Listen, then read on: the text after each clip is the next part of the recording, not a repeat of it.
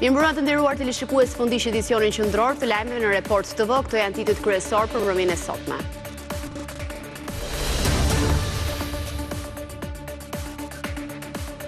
Pas përshkallëzimit në dhunë të protestës para kuvendit gjatë ditës, ku sulmuan me vezë deputetët dhe goditën me gur policin, pjesëmarrësit në mbrëmje janë rikthyer para kryeministrisë duke kërkuar dorëheqjen e Ramës.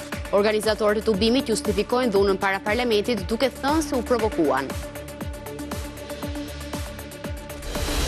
23 protestues janë shoqëruar, 8 prej tyre janë lënë në paraburgim për dhunën në protestën te kuvendi që përfundoi në sulme ndaj forcave blu, përfshirë shkatrimin e një makine të policisë. 15 efektiv mbetën të lënduar, 4 prej të cilëve vijojnë të marrin trajtim në spital.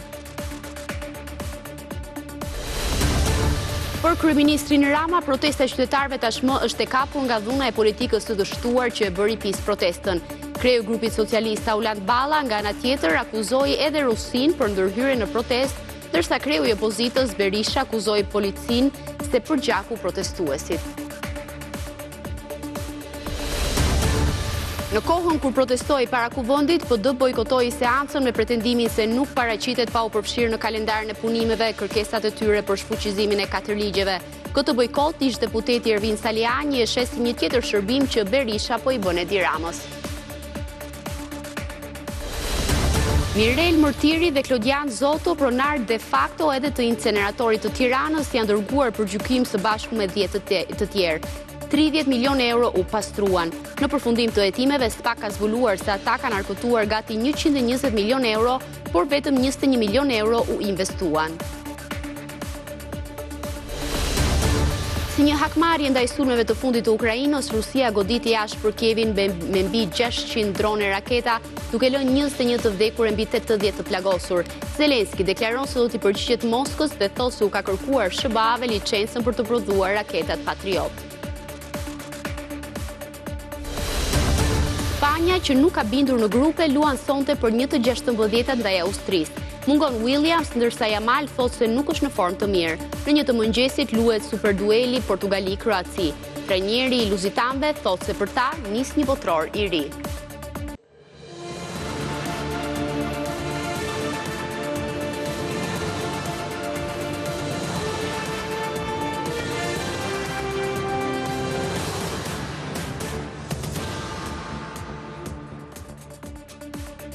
Teksa pjesa e parë e ditës së shoqëruar ndoshta me tensionet më të forta që kanë ndodhur në këto 2 muaj midis protestuesve dhe policisë gjatë kohës që po zhvilloi seanca në parlament, këtë pasdite, këtë mbrëmje, në orën 19, protesta ka nisur normalisht qetë ashtu si çdo mbrëmje tjetër, teksa qytetarët janë mbledhur si gjithmonë në sheshin Skënderbej, mëtej kanë vijuar me fjalimet e tyre përpara kryeministrisë. Po ndodh në këto momente protesta, por ne do të lidhemi me gazetaren Daniela Maloku nga tereni për të na raportuar nëse tensioni i gjithë pjesës së parë së ditës me dhunën, me arestimet, me shoqërimet nga ana e policisë, me të gjithë tensionin që kishte, është reflektuar dhe është përkthyer në mbrëmjen e sotme apo jo. Daniela, mirëmbrëma. Mirëmbrëma, në fakt pas krave të mi ka nisur me njëherë fjalime që kanë në fokus pikërisht atë se çfarë ka ndodhur gjatë protestës përpara parlamentit, të shoqëruar me tensione, dhunë dhe arrestime nga ana e policisë së shtetit si kundërpërgjigje ndaj po themi të gjitha akteve që kryen protestuesit përpara parlamentit, teksa vetëm pak çaste më herët një prej protestuesve po deklaronte se policia dhe kryeministri Rama kërkonin që të bënin protestuesit kurban, një po themi term i përdorur në mënyrë figurative nga protestuesit për të nënkuptuar se sipas tyre ishte policia ajo që në fakt provokoi protestuesit në protestën e paraditës së sotme përpara parlamentit. E në fakt që në nisje të grumbullimit të protestuesve në sheshin Skënderbej, aty ku mblidhen zakonisht në nisje të protestave të pasditeve që më pas zhvendosen përpara kryeministrisë, organizatori Arben Kola tha se protestuesit u provokuan dhe mëtej në nisje të protestës përpara kryeministrisë, një prej zërave të protestës, Klevin Muka, deklaroi se protestuesit shkuan paqësisht përpara parlamentit e mëtej ata u provokuan, pasi kishin marrë vetëm vezë dhe miell, deklaroi ai, pas dhunës u ushtruar sipas zotit Muka nga policia private që shoqëronte Ulsimanjën, ka patur më tej provokim nga ana e policisë dhe dhunë jo proporcionale sipas zotit Muka në drejtim të protestuesve, por ka deklaruar ai protesta do të vijojë paqësore, sepse ne jemi për një revolucion paqësor dhe përgjigjja jonë në drejtim të provokimeve të policisë do jetë një rezistencë paqësore, është shprehur ai. Ndërsa fjalimet vijojnë në fakt në këtë ditë të 33 të protestës përpara kryeministrisë, protesta që nisën në fakt kundër projektit të zbërnecit, por që tashmë kanë marrë një shtrirje më të gjerë duke u kthyer në protesta antiqeveritare dhe që sipas organizatorëve do të jetë një protestë e cila do të vijojë për shumë gjatë, por do të vijojë përpara kryeministrisë dhe sipas tyre protestuesit nuk duhet të bien prej e provokimeve të policisë. Po ashtu nga ana e organizatorëve është njoftuar se krahas protestës e cila pritet të jetë mbarkombëtare më 4 korrik, pra këtë të shtunë, do të ketë më 11 korrik edhe një protestë përpara se listë OKB-s nga shqiptarët e diasporës. Po? Qartë, Daniela, faleminderit për informacionet që përcollën në studio. Një grup protestuesi rrethuan kuvendin për të sulmuar deputetët nga të gjitha rrugëkalimet e tyre për në seancën plenare. Protestuesi qelluan me vezë makinat e tyre, por sulmuan edhe policinë me gur. Një grup arritën të deportojnë brenda perimetrit të kuvendit, ndërsa policia u përgjigj me shoqërime. Për të garantuar sigurinë e deputetëve në mbyllje të seancës, policia shpërndau turmën me ujë dhe gaz lotësielës dhe bëri disa shoqërime të tjera, pasi situata precipitoi në akte dhune. Ndjekim kronikën. Që herët në mëngjes pa shkuar ora 9, kuvendi i Shqipërisë u blindua nga forcat të policisë, efektiv të shumtë, autobote me ujë dhe kordon sigurie me gardh rreth perimetrit të kuvendit. Organizatorët e protestave prej një muaj para kryeministrisë kishin njoftuar më herët se këtë të enjte në 10 të mëngjesit, në orën kur niste seanca plenare, do të mbanin një tubim. Një grup qytetarësh, siç shihet në këto pamje me dronë të siguruara nga Report TV, u mblodhën para kuvendit. Qetësia zgjati shumë pak. Disa prej tyre, përfshirë organizator, arritën të shmangnin rrethimin metalik dhe të futen brenda perimetrit të sigurisë së kuvendit. Policia e rendit, mbështetur edhe nga forcat e ndërhyrjes së shpejtë, ndërhyri duke shoqëruar disa persona, të cilët u futën brenda një lokali pranë kuvendit, me qëllimin për të sulmuar me vezë deputetët përpara se të nisë seanca plenare. I shoqëruar nga forcat e policisë, edhe një nga organizatorët, Gent Progni. Kjo ishte një rrugëkalimi për deputetët që shmang hyrjen kryesore para kuvendit, ku qëndronin protestuesit e tjerë. E gjitha kjo tentativ për të hequr gardhin metalik ndodh në dirigjimin e organizatorëve si Visar Dalipi, Luciana Kokaj e Sidorela Vatnikaj. Për këtë episod, policisë u desh të hedhë spraj piper për t'i shpërndarë.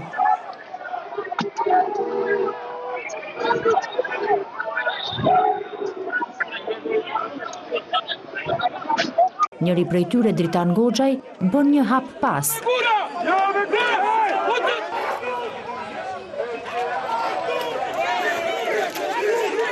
Sulmit nuk i shpëtoi as automjeti i kryeparlamentarit Niko Peleshi. Një deputet socialist, Ramion Kurti, u qellua nga pas kurrizit nga një protestuese me një vezë e cila e kapi në këmbë. Protestuesit shfaqën tjetër qasje ndaj deputetëve të PD-s, ndaj tyre asnjë sulm përveç thirrjeve në kor. Në mesin e tyre, protestuesit refuzuan edhe Adrati Klapajn, kreun e Shqipëria bëhet. Mes kaosit të organizimit të protestës, një pjesë qëndruan para kuvendit. Të tjerë marshuan para komisariatit numër 4, ku quan disa nga protestuesit e shoqëruar. Një grup më i vogël synuan një tjetër rrugëkalimi për te parlamenti, si në këtë episod para Ministrisë së Brendshme, ku sërish nuk munguan përplasjet me policinë.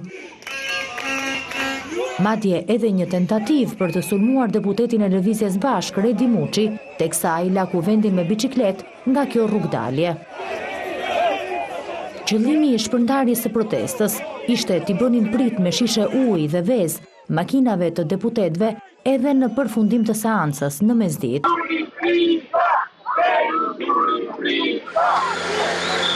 Për të shpërndar turmën dhe për të garantuar daljen e sigurt të deputetëve, forcave të policisë ju desh të përdorin ujë, tymuese dhe gaz lotësielës.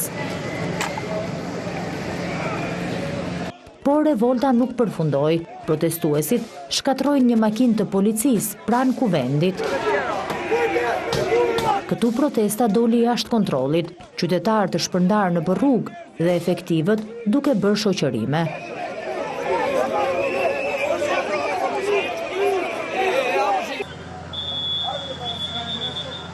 Sulmet më të ashpra i pësuan uniformat blu. Ky efektiv që qëndron para kuvendit në mëngjes, ende pa nisur për plasjet e dhunshme, mori një goditje të rëndë në kokë, pasi u qellua me gur nga protestuesit.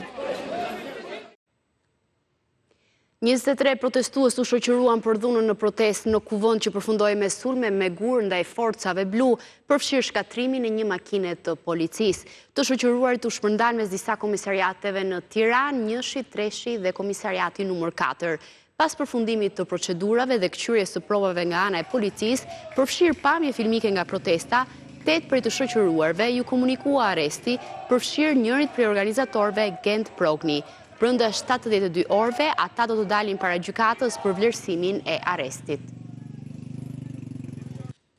Ato akuzohen për 3 vepra penale, shkatërim prone, e para, pengim i qarkullimit rrugor dhe prishje e qetësisë publike dhe kundërshtimi forcave. Deklaratët e 2 personave që unë tani po dalë dhe po i bëj publike, janë që s'kan lidhje me dhunë, s'kan lidhje me dëmtim, s'kan lidhje me prishje prone, s'kan lidhje me një madje, nuk ka lidhje as me protestën. Ai thotë unë kam qenë në kafe. Janë shkelur kryekput të gjitha kriteret për sa i përket neve 228-229 të kodit të procedurës penale lidhur me masën e arrestit. Pra, kur arrestohet dikush në flagrancë, duhet të ketë kryer një krim me minimumin 5 vite burg. Çfarë kanë bërë protestuesit? Asgjë përveç respektimit të drejtës së tyre kushtetuese për të protestuar dhe asnjë shkelje. Ta punojnës policie, të cilët kanë zbatuar rregulla të cilat janë të palishëm, duhet kuptojnë që do të mbajnë përgjegjësi penale. Në rast se nuk respektohet ligji, kallëzimi penal është gati dhe prokuroria e posaçme do të fillojë hetimin për gjithë zinxhirin urdhërues dhe zbatues për këto arrestime të palishme. 15 punonjës policie dhe 4 protestues mbetën të dëmtuar sot përgjatë përplasjeve përpara kuvendit. Efektive që po trajtohen te spitali i traumës u vizituan nga ministri i Brendshëm Besfort Lamallari dhe drejtori i përgjithshëm i policisë Skënder Hita. Lamallari paralajmëroi ndëshkime sipas ligjit për autorët e akteve të dhunshme.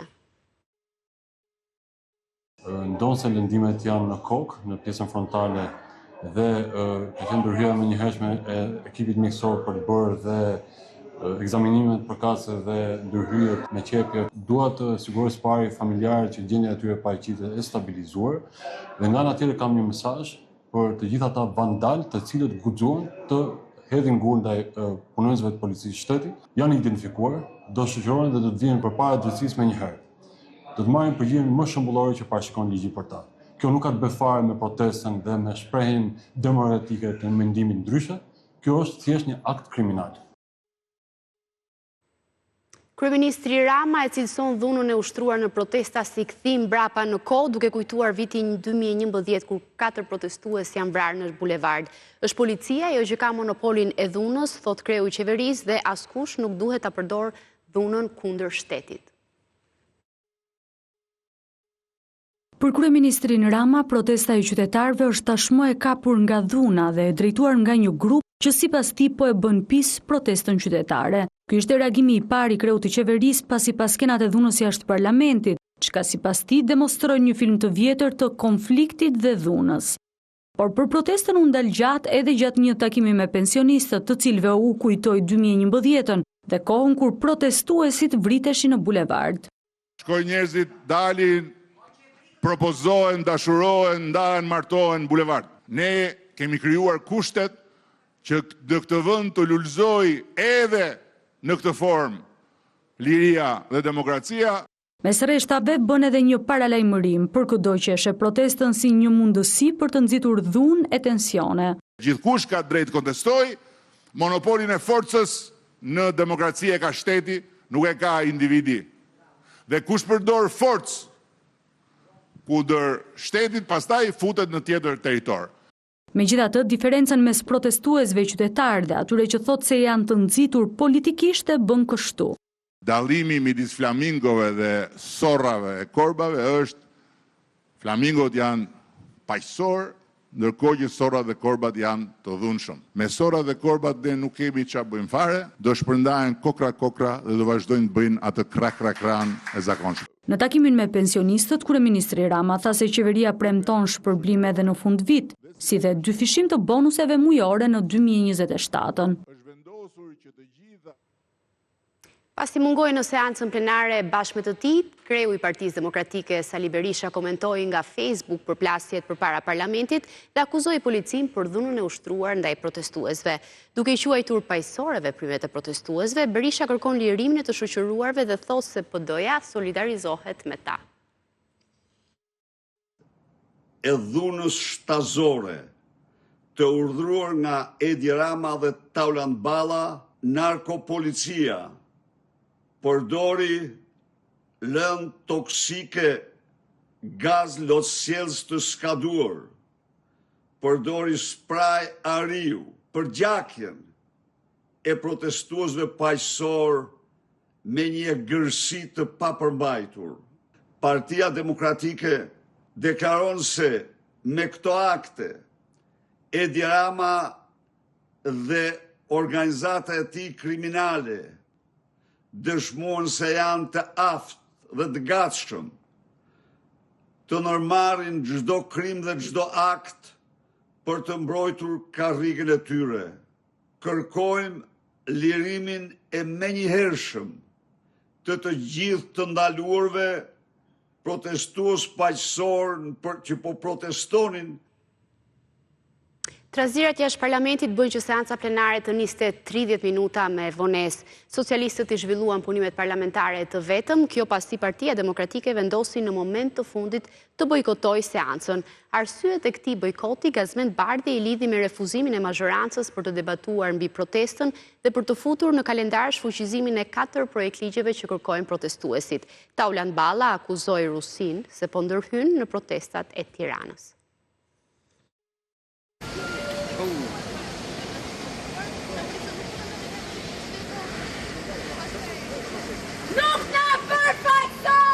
Hyrja për në sallën e seancave plenare për deputetët nuk ishte as pak e lehtë. Punimet nisën me 30 minuta vonesë, ndërsa në sallë ishin vetëm socialistët. PD vendosi në moment të fundit të bojkotonte seancën plenare dhe të rroqin mbrapsht edhe ata pak deputet që kishin arritur të futeshin në sallë.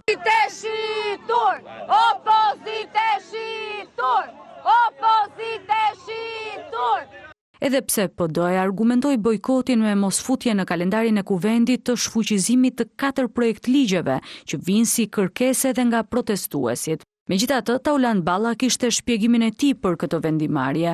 Partia Demokratike ndjes past e ka bojkotuar këtë seancë. Këta e humbën davan që ditën e parë nuk kanë pasur kurrë besim se këta mund të jenë një parti që dinë çfarë është shteti. Arritën deri në pikën sa sot u tremën nga vezët. Megjithë kërkesat për dorëheqje, qëndrimi i socialistëve nuk duket të ketë ndryshuar. Ky kuvend deri në maj të vitit 2029 do ta vazhdoj ta ushtroj mandatin. Grupi parlamentar i Partisë Socialiste do t'i qëndroj besnik plot 856.177 votave. Protesta sipas Ballës po merret në dorë nga një grup i dhunshëm, ndërsa për herë të parë artikuloi nxitjen e kësaj vale protestash edhe nga Rusia. Jo vetëm Irani, jo vetëm vende të tjera fqinje që nuk duan ta shohin Shqipërinë të zhvilluar në turizëm, por dhe aktorë tjerë përfshirë këtu Kremlinin. Për dhunën ndaj kolegëve socialist, Manja e Kadeli akuzën e kishte të drejt për drejt. Janë sulmuar fizikisht nga banda kriminale Gentian Progni. Është turpi policisë shtetit në këtë këndvështrim që ka vonuar ndalimin e tij që pardje. Megjithatë, disa kërkesa e shqetësime nga sheshi i konsideron si legjitime, e pikërisht me atë grup që i quan protestuesit e vërtet, paralajmëron një tryez dialogu. Pak ditë na ndajnë nga momenti kur koha e dialogut me ju që kishit arsye legjitime për të protestuar, po vjen. Në mungesë të demokratëve, debati me të vetmin opozitar në sallë, Redi Muçin e Lëvizjes Bashk, ishte ky. Mua më vjen turp që të vi në vendin e punës dhe të dëgjoj se si me drejt populli aty jashtë bërtet parlamenti krimit, qofse keni pak dinjitet, jepni dorëheqjen. Pse ju jeni legjitim, të tjerët jo? Ti nga ana shqiptare tënde, je pasardhë dhe si një prej fisëve më vorje pirotiste të Himarës, e po ti ishe ti ndryshe do ti ishe kapelen. Ti e një apatrid, një tradhëtar. Gjedhi këtu plepi si më dëgjon marje.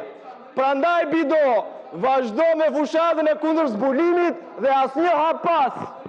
Seanca u mbyll rreth 2 orë më pas me projekt ligjet e projekt rezolutate miratuara vetëm me votat e socialistëve. Mbyllet votimi. Ervin Saliani e sheh bojkotin e Partisë Demokratike në parlament si një tjetër shërbim që Sali Berisha po i bën pushtetit të Edi Ramës.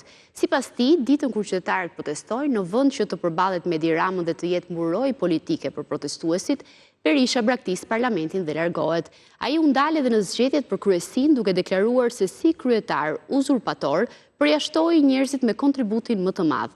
Më të votuar nga qytetarët rezultojnë më të pavotuarit në kryesinë e Sali Berishës. Ata që kanë mbajtur peshën e opozitarizmit për 13 vite ose lihen jashtë ose renditën në fund, thot Saliani. Sipas tij, që të largohet Edi Rama, më parë duhet larguar pengesa më e madhe e opozitës, Sali Berisha, e cila sipas tij është kthyer në kambalecin politik të Edi Ramës.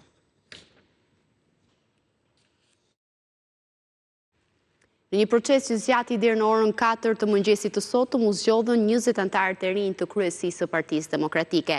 Me propozim të Sali Berishës dhe votë të anëtarëve të Këshillit Kombëtar, në kryesi futen emra si Ilir Ali Mehmeti apo Fisnik Qosja. Si e reja më e votuar në vend në kryesi, vendin e merr Andja Ulliri. Sali Berisha po injoron thirrjet e protestuesve mbi emrin e tij, por kërkesat mbi një klasë të re politike duket se po i imponojnë atij lëvizje për të treguar përpjekje për ripërtëritje të Partisë Demokratike. Sinjalin e parë dha me kryetaren e Këshillit Kombëtar të PD-s, që ndonse pa ndonjë peshë të rëndësishme vendimarrëse, ju besua Juliana Emirit, një figurë jo shumë e njohur politikisht, por pjesëmarrëse aktive në protestat e PD-s. Së fundmi, edhe në ato të 32 ditëve të kaluara në shesh para kryeministrisë.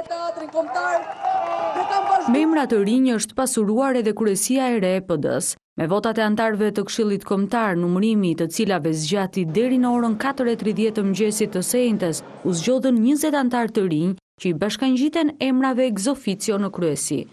Suksese kryesisë re, fitore Partisë Demokratike. Më të votuarit prej tyre nga radhët e grave janë emra si Ilda Zhulali apo Edith Harxhi, anëtare aktuale e kryesisë. Ndër 3 gratë më të votuara futet për herë të parë në kryesi Eda Grimçi, kryetare e Degës 9 të Tiranës. Mes 6 të rinjve që futen në kryesi, spikat emri Andja Ullirit, të res që u bë e njohur si deputetja më e vogël e parlamentit në legjislaturën e shkuar, si dhe një prej më të votuarave në zgjedhjet e 11 majit. Ajo nuk arriti të kishte një vend në parlament, por tashmë do të ketë vendin e saj si e zgjedhur në kryesin blu. Po ashtu nga radhët e të rinjve, si më i votuari futet në kryesi djali i ish deputetit të ndjerë të PD-s Sokolol Dashit, Glau Koldashi. Kryesisi bashkohen për herë të parë Ilir Ali Mehmeti dhe Fisnik Qosja. Ky i fundit ndër të paktët fitues të PD-s në zgjedhjet vendore e që drejton prej 2023-shit Bashkinë e Kavajës. Ndërsa rikonfirmohet antar kryesie, si më i votuari me zburrave, Grigels Muçollari. Në kryesi futet edhe deputeti Gjin Gjoni, por me vota antarëve të Këshillit, lihen jashtë 5 deputet që ishin kandidat, Arjan Doja, Edi Paloka, Gent Strazimiri, Luan Baçi dhe Fidel Kreka. 20 qere zëvendëson emra si Belind Këlliçi, Aldo Bumçi apo Josefina Topalli, por përbërja finale e kryesisë së re do të mësohet pas disa ditësh kur Berisha të zëvendësojë dhe sekretariatet dhe nënkretarët, si dhe të plotësoj kuotat e diasporës. Aty do të jetë ndoshta testi më i rëndësishëm i kreut të PD-s. Nëse do të vijojë të drejtojë PD-n me të njëjtat figura apo kupola drejtuese do të pësojë ndryshime. Ai moment do të përmbyllë edhe gjithë procesin zgjedhor në PD, që nisi me votimin pa gardhe me kandidat të vetëm për kryetar Sali Berishën, që në shkelje të statutit, duke lënë jashtë çdo rival, u rizgjodh në krye të PD-s më 23 maj. Më pas pritet në mungesë të sheshit, të zënë nga protestat qytetare prej më shumë se një muaj, PD të përqendrojë energjitë në përgatitjen për zgjedhjet vendore të 2027-s. Një grup kriminal i lidhur me inceneratorin e Tiranës, fraksioni i hetimit për mashtrim dhe pastrim parash, është dërguar për gjykim nga SPAK. Mes 12 të pandehurve janë sipas SPAK krerët e grupit kriminal Mirel Mërtiri dhe Klodian Zoto, të cilët në bashkëpunim me 10 të tjerë arritën të pastronin rreth 30 milion euro përmes faturave fiktive dhe lëvizjes së parave kesh. Të pakton 30 milion euro sipas prokurisë së posaçme janë pastruar nga kompania inceneratorit të Tiranës në vetëm 6 vite, nga 2017 kur nisi zbatimi i kontratës koncesionare deri në 2023, kur vendos në sekuestro nga SPAK. Prokurori Dritan Prençi ka përfunduar hetimet dhe ka çuar për gjykim 12 të akuzuar se pastruan parat si grup kriminal në krye të së cilës sipas SPAK qëndrojnë Mirel Mërtiri dhe Klodian Zoto. Të dy akuzohen edhe për mashtrime pasuja të rënda, akuzë e cila rëndon edhe mbi 2 kompanit, Integrate Energy, që kishte kontratën koncesionare, dhe Integrate Technology Service, në zotërim të Klodian Zotos. Në njoftimin e shpërndar për mediat, SPAK evidenton se Integrate Energy, që prej nisjes së zbatimit të kontratës për inceneratorin e Tiranës, ka arkutuar 11.3 miliard lekë, ose rreth 120 milion euro, me kursin e sotëm, ndërsa de facto nga këto para ka investuar vetëm 21 milion euro. Mirel Mërtiri dhe Klodian Zoto, pronar de facto të inceneratorit thot SPAK, kanë mashtruar mbi shpenzimet e parave, duke mos bërë investime për ndërtimin e inceneratorit, që ishte objekti kontratës që kishte lidhur me shtetin shqiptar. Të dy kanë nxjerrë vlera të mëdha parash brenda dhe jashtë vendit përmes faturave fiktive apo dhe kompanive fiktive të krijuara vetëm për këtë qëllim, por edhe me para kesh. SPAK ka dokumentuar transfertat të jashtëligjshme që kapin vlerat e 1.3 miliard lekëve dhe 16.6 milion euro, totali prej 30 milion eurosh. Pjesë tjetër e shpenzimeve që nuk u futën në ndërtim, rreth 70 milion euro. SPAK dyshon se janë maskuar si operative, konsulenca dhe veprime të tjera. Mes 10 të pandehurve, të tjerë dallon Dashamir Rymeraj, pronari disa kompanive dhe shumë të tjera, të hapura në emër të shumë të moshuarve, të cilët merrnin para nga inceneratori sikur kryenin shërbime. Mes të pandehurve janë dhe Ariola Kodra, ish administratorja e inceneratorit që akuzohet edhe për falsifikim dokumentash, gazetari Endrit Habilaj, apo dhe 3 shtetas të huaj, të cilët janë përdorur për lëvizje të mëdha të parave jashtë vendit. Të 12 akuzuarit janë në arati dhe pritet të gjykohen në mungesë nga GKK. Për mënyrën e lidhjes së kontratës koncesionare për inceneratorin Tiranës janë dënuar me vendim gjyqësor të formës së prerë deri më tani Lefter Koka, Alçi Bllako dhe 10 të tjerë, ndërsa SPAK thotë se po vazhdon hetimet edhe për shkelje të tjera.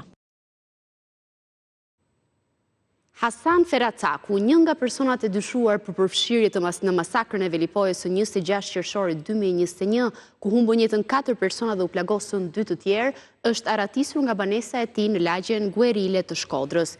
Feracaku ndodhi në masën arrest shtëpie dhe mbikëqyrje 24 orë nga policia, por pavarësisht kontrollit ka arritur të largohet në drejtim të paditur. Ai është një nga të dyshuarit kryesor për ngjarjen e rëndë në Velipoj, e cila nisi si një konflikt për ndarjen e shezlongëve dhe përfundoi në përdorimin e armëve të zjarrit. Për shpërdorim detyre, Agjencia e Mbikëqyrjes Policore ka arrestuar 4 efektiv policie të Shkodrës, të cilët kishin për detyrë ta ruanin. Në pranga përfunduan 3 inspektorët Dorian Hasandoçaj, Gentian Xhanari dhe Dioniz Hotaj, si dhe punonjësi pranë trupës operacionale të sigurisë Ridvan Zefi.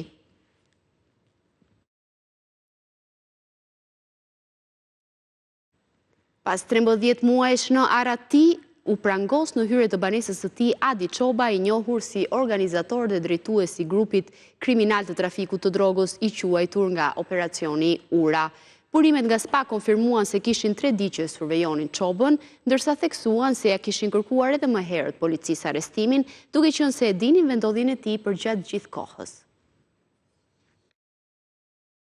Adi Çoba i shpallur në kërkim nga SPAK që prej maj 2025 si koka e një grupi ndërkombëtar trafiku droge, ishte duke zbritur shkallët e banesës së tij në Durrës kur u arrestua nga oficerët e Byros Kombëtare të Hetimit. Kjo foto tregon Çobën në pranga, i veshur me pantallona të shkurtra dhe shapka, teksa shoqërohet nga 2 agjentët e BKH-s. Burime për Report TV konfirmuan se 35 vjeçari u survejua për 3 ditë nga disa agjentë të Byros Kombëtare të Hetimit, të cilët pritën momentin e duhur për ta prangosur. Pas arrestimit, ai është shoqëruar në drejtorinë vendore të policisë Durrës, ku kryen veprimet procedurale. Sipas informacioneve që prej momentit kur është shpallur në kërkim në maj të 2025-s, Çobën nuk ka dalë në asnjë moment jashtë territorit të vendit. Burime nga BKH i thanë Report TV se struktura e posaçme i dinte prej kohësh lëvizjet e Çobës. Kishte kërkuar disa herë policisë arrestimin e tij, por kjo nuk ishte bërë mundur. Vetëm një ditë më parë, kreu i SPAK Lodian Brau i paralajmëroi deputetët në kuvent se institucioni që ai drejton po sheh si alternativë që të mund të realizojë vetë kapjen e personave të shpallur në kërkim, teksa e theksonte se nuk e kupton pse disa nuk arrestohen. Sa i përket Adi Çobës, i datëlindjes 1981 në Durrës, në një prej dosjeve më të rëndësishme të bashkëpunimit me SPAK dhe antimafias italiane, ai shfaqet si organizatori kryesor i rrjetit ndërkombëtar të trafikut të kokainës, me objekt kryesor futjen e drogës në Itali. Ai e drejtonte grupin nga Durrësi, ndërsa kishte bashkëpunëtor të ngushtë edhe Elvis Doçin, i njohur si Visi i Pojës. Ndërkaq do djegim tani një blok të shkurtër informativ të përgatitur nga gazetarët e Departamentit të Informacionit. Roland Sula, njëri prej dhunuesve të gazetarit Ilir Demalia, u arrestua, ndërsa autori tjetër është në kërkim. Vetë Demalia deklaroi në polici se sulmi nuk kishte të bënte me motive politike, por autorët e kishin akuzuar se kishte lajmëruar policin për të shkuar për të gjobitur makinat e parkuara keq në lagje. Gjykata e Apelit la në fuqi dënimin me 17 vite burg për Erion Llapushin, autori i dyshuar i vrasjes së kamarierit Gazmend Kumraku, 5 vite më parë në Elbasan. Ngjarja ndodhi pas sherrit për një tavolinë të rezervuar. Autori e kapi nga fyti Kumrakun dhe e goditi, ndërsa i riu përplasi kokën fatalisht në dysheme. Një shpërthim e tritolu regjistrua në orën 4 të mëngjesit në një lokal në pronësi të ish policit Granit Peci në Vlorë. Lokali ka pësuar dëme të mëdha materiale dhe po ashtu është dëmtuar edhe një automjet që ndodhe i parkuar aty pranë. Ende nuk dihen motivet. Gjykata e Korçës la në burg autorin e dyshuar të plagosjes së Brian Syzos në Pogradec. Mësohet se Nikola Agolli e ka pranuar se e ka qelluar 35 vjeçarin për vetmbrojtje pas një konflikti të çastit. Në burg u la edhe shoku i tij David Prifti, i cili tha se nuk ka qenë në vendngjarje, por i kishte dhënë makinën autorit. 3 persona u dënduan në një aksident në rrugën Kukës Bicaj, ku një shofer humbi kontrollin dhe doli nga rruga, duke u përplasur me murin e një banese. Ai bashkë me 2 pasagerët janë transportuar te Spitali i Traumës. Ndërkohë në Lushnjë mbeti i lënduar rënd, po në një aksident rrugor një 76 vjeçar, motocikleta e të cilit u godit nga pas nga një foristradë. Të nevojshëm për të pamjaftueshëm e konsiderojnë pensionistët fjerak bonusin 5.000 lekë që ka nisur të shpërndahet. Ata kërkojnë rritje reale të pensioneve. 50.000 marrim ilaqe. 50.000 lekë. Ku në dalim të përhajt, me borgje. Një pension me të mirë, me bonus, marrim sot prapë, ne jemi. Qa 50.000 lekë? 5.000 lekë ja, vete për një kafë një rak, jo të mbarvo. Një rufe goditi tufën e baktive në malin e Nikolarës në Moglis të Maliqit, duke shkaktuar dëme të mëdha për një blektor të zonës. Si pasojë, nuk arriti të shpëtonte asnjë prej bagëtive.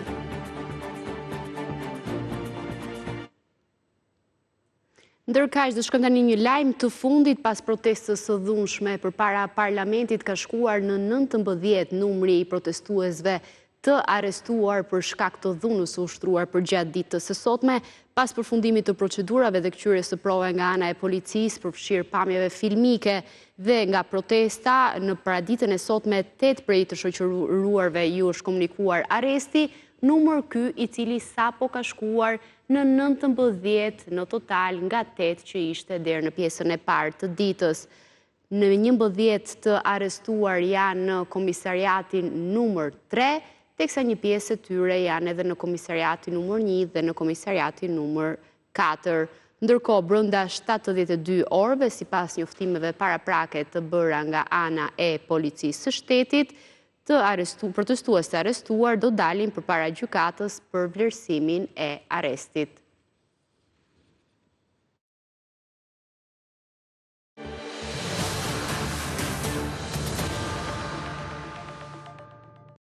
Të shkëndanimet e tjera informacione, ekonomia do të fuqizohet më shumë nëse zhvillon më tej inovacionin. Në ceremoninë e shpalljes së fituesve të granteve për projektet inovative për këtë vit, ka qenë kryeministri Rama, i cili ka thënë se synimi është që nga 6 milion euro që është fondi këtij viti, synohet të arrihet në 20 milion euro brenda vitit 2030. Ndërsa ministrja Ibrahima i tha se këtë vit janë regjistruar 1219 aplikime, 3 herë më shumë se në vitin e kaluar.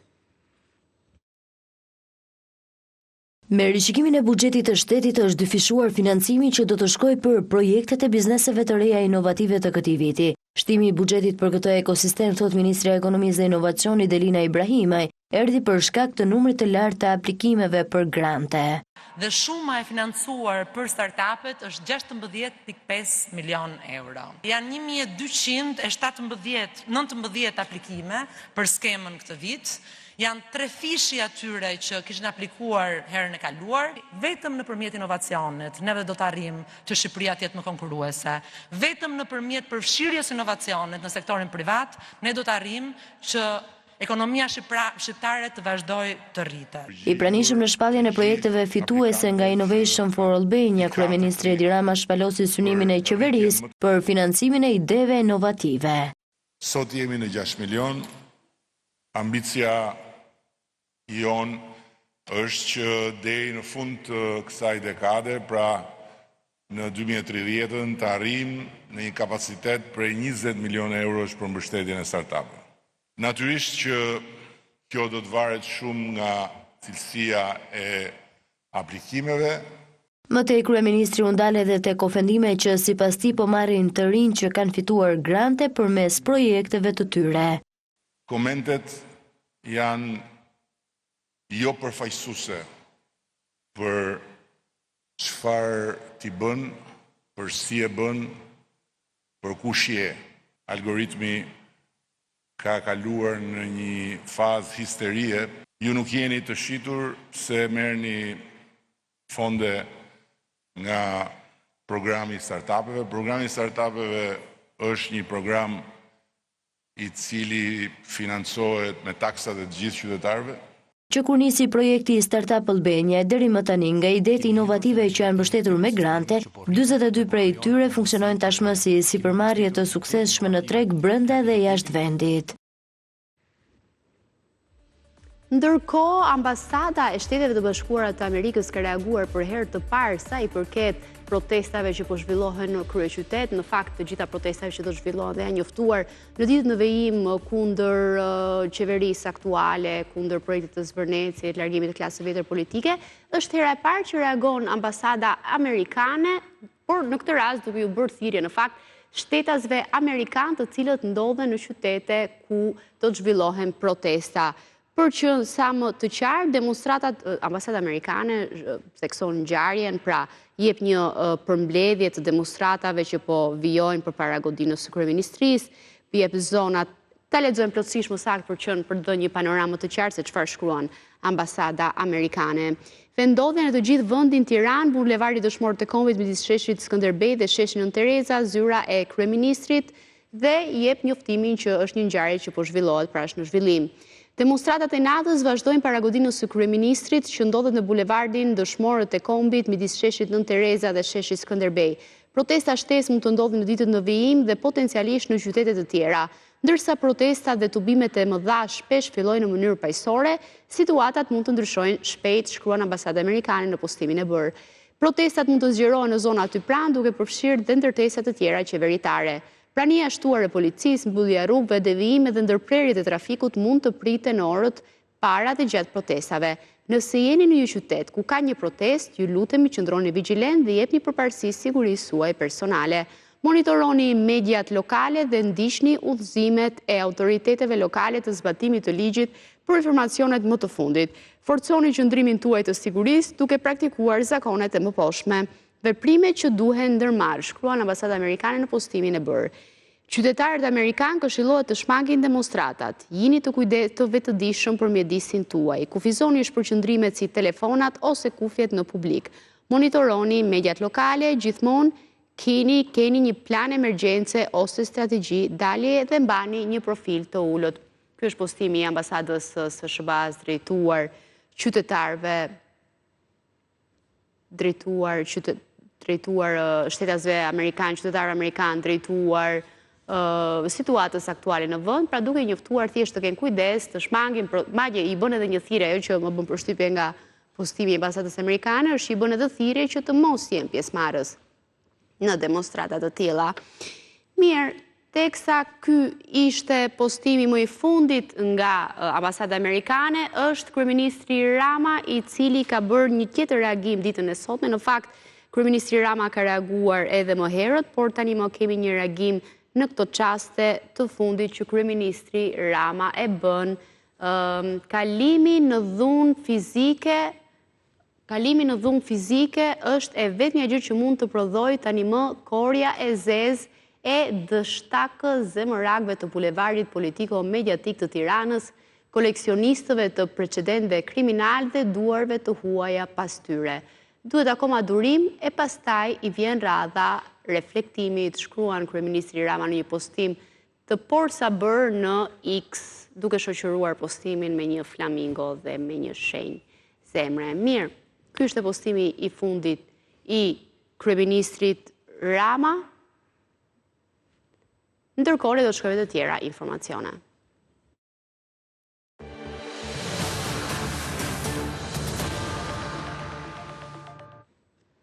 Rruga e Komanit është asfaltuar duke bërë më të lehtë udhëtimin drejt lumit të Shalës, edhe pse investimi ende nuk ka përfunduar.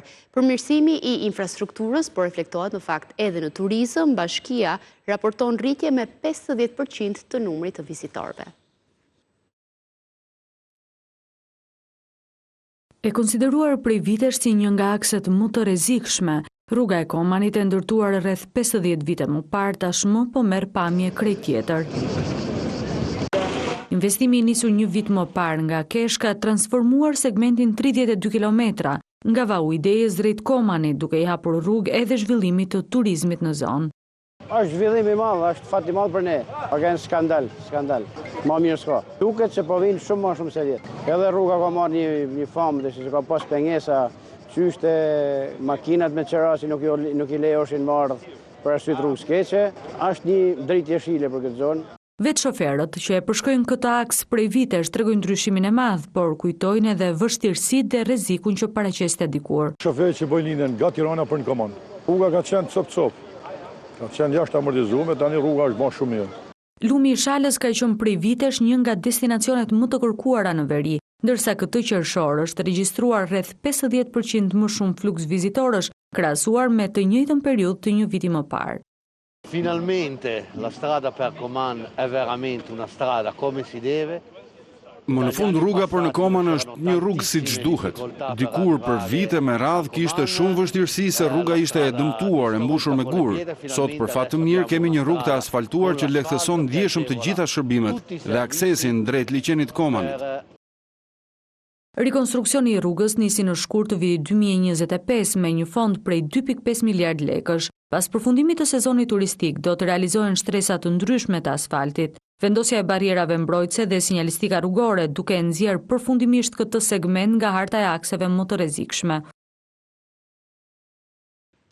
Kemi bërritur në fund të këtij edicioni informativ, teksa në orën 21, vetëm pas pak do t'jeni në shoqërinë e Marcela Karapanços në emisionin Frontline, ku do të vijojë të flitet për protestën, analiza, por edhe transmetim hap pas hapi i zhvillimit të saj. Bashkë përfundojmë këtu. Faleminderit për vëmendje.